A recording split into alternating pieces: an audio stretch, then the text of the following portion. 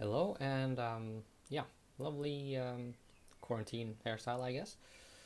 So, yeah, it is time to start the Utawarerumono trilogy playthrough.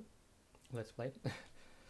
um, and I figured I could maybe start with doing a little bit of an unboxing because, for I'm sure very good reasons, I happen to have the collector's edition that was released both in Japan, looks like this, and the one released in EU by NIS, which looked like um, this, and it is currently open because well, okay, maybe this is the actual front page.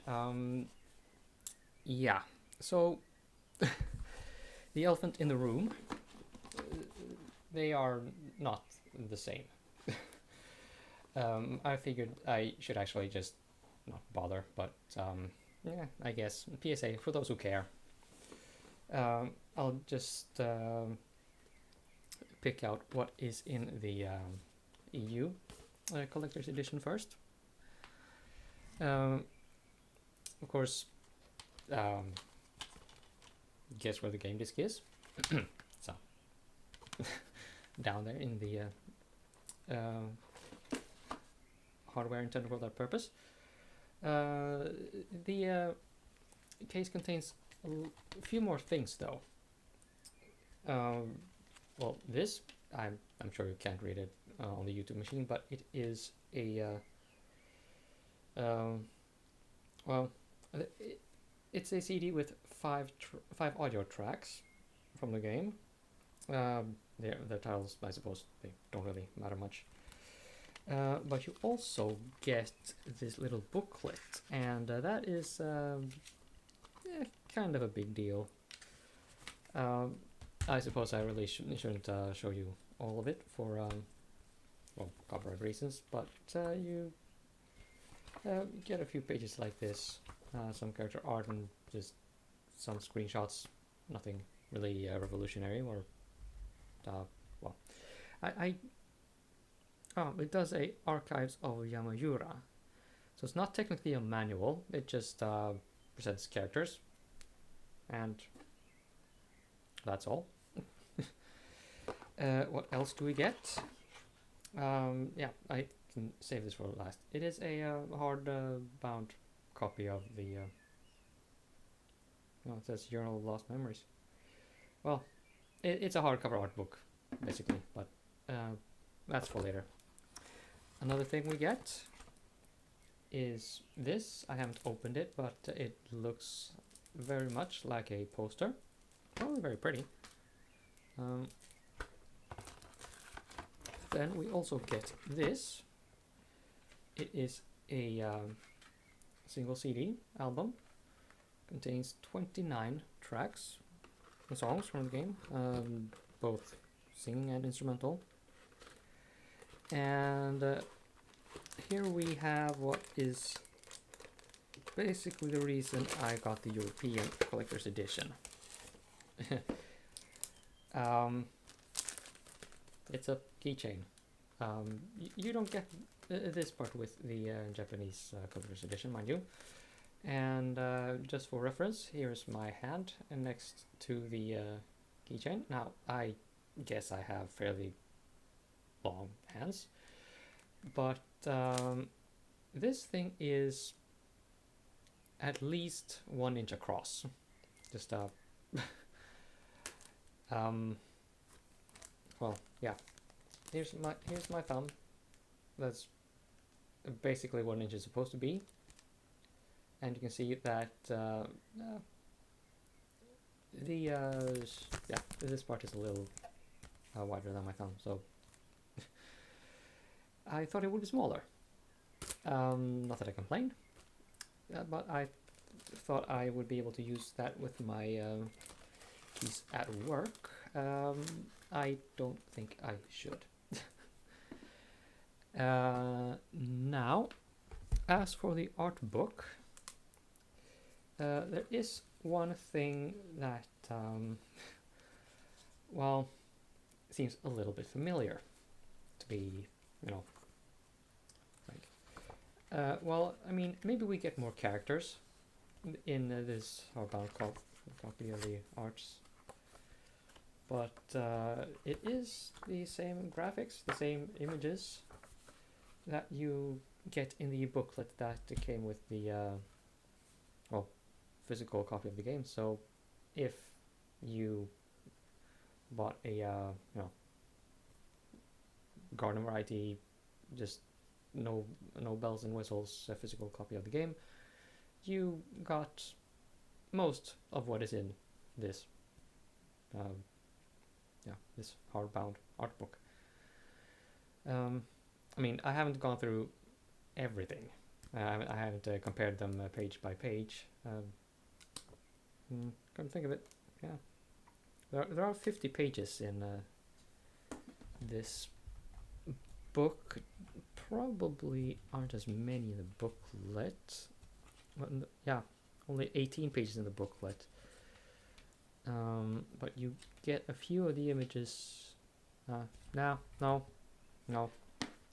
There's a lot more in this, but I think the little booklet that comes with the game discs, I would say it has at least 40% of what is in this. Just PSA. Just so you know, consumer advocacy and nerds helping nerds out, helping a fellow nerd. So, what do we have here, though, in all this? Well, the biggest part of that is actually this. It is a paperback. I don't know if it has a different name. It's called the Utawarerumono visual book. It is, as far as I can tell, the same images and the same text and just the same everything that we get in the hardbound art book. However, this one is, I don't know, about twice as big. No, well, at least 170% in this direction, and I would say 120% like so. I don't really know measurements all that well, how they are supposed to be compared in the illustrative space. One thing you also get in the Japanese version is, of course, the game disc. There's no soundtrack here, though. There's also no sort of art book, if you will. It does, however, have registration cards and just stuff. Oh, hey, there's some promotional thing for soundtracks. Neat. I didn't notice that before. But there's also this.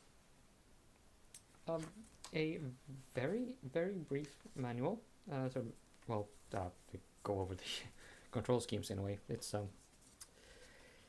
is something. It is something that exists.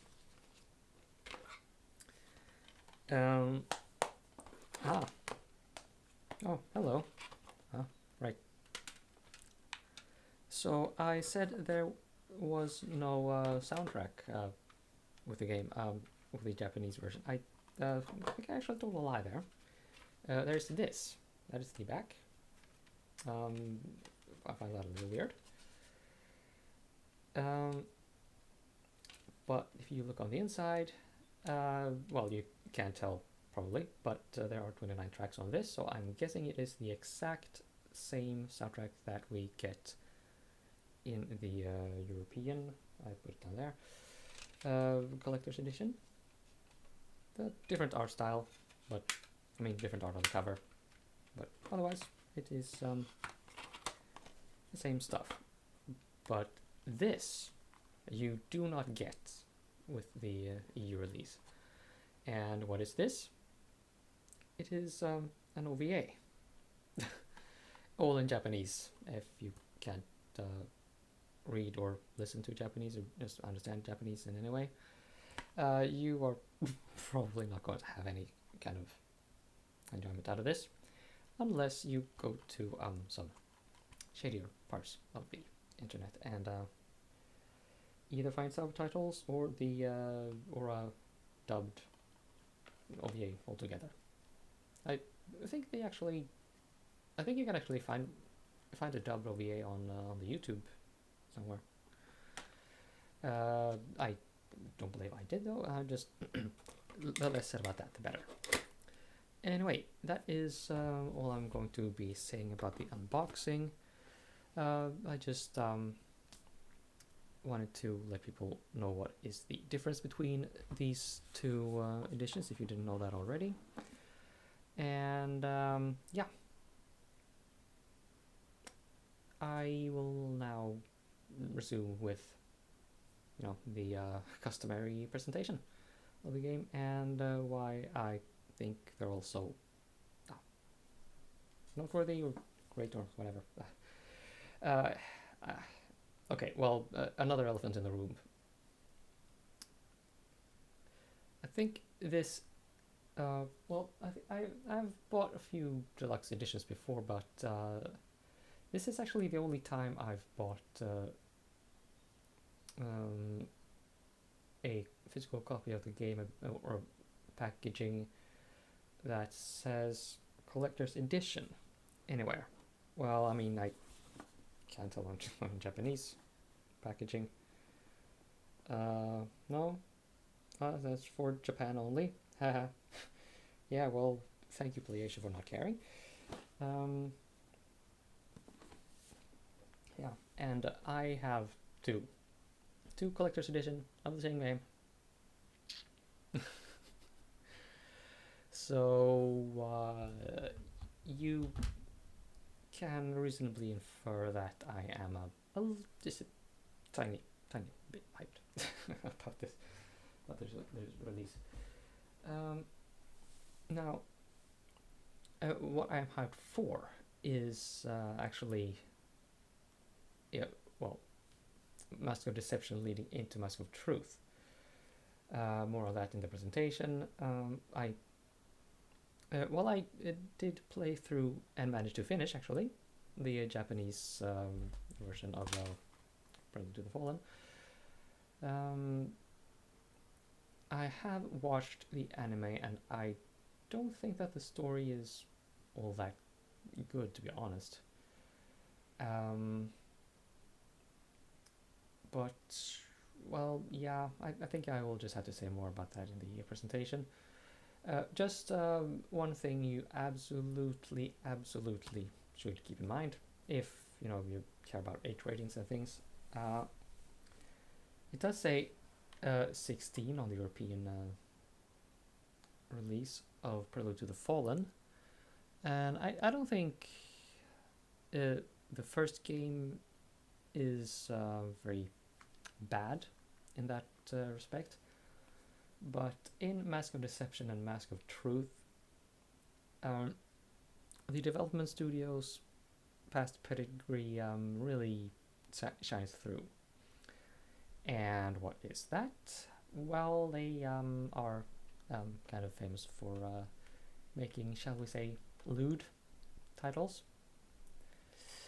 Yeah, I am about to praise a producer of anime pornography for the strength of their